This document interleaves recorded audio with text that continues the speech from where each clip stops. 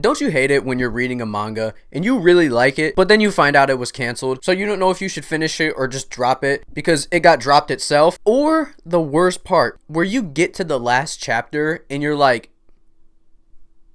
that's it? Well, that happened to me 3 times in a row. I had a really bad streak of luck right there. I'm gonna talk about all 3. The first one was called Doujima-kun Won't Be Disturbed. It's one of those teasing manga, which normally I don't really like because the main character is pretty annoying most of the time, but this guy was actually like kind of funny, and so was the female MC, so it kind of just worked. It was pretty wholesome, and it just got cut too short. It could have used like another 5 to 10 chapters to really flesh out the romance because the ending did get rushed. But to be honest, the ending wasn't that bad. At least it had some sort of conclusion that was a little bit satisfying, but I cannot say that for the next one. This one was called Cinderella Found Her Princess. It's about a guy named Jin who takes care of his little sister Mai because his mom is dead and his dad is sick, so he misses a lot of school, and that's when he meets Rei, a girl from his class who just gives him his absent work, and then he invites her into the house and they just hit it off. There are a lot of moments in this manga that show a lot of potential for it to be a really solid romance, but the part where it starts to fall off really sucks for the author and the audience. So basically, there's a rival character that gets introduced, you know, to start the love triangle, you know, regular romance manga type shit, and she gets a whole entire character arc that lasts 10 chapters, and then the manga ends. You get a conclusion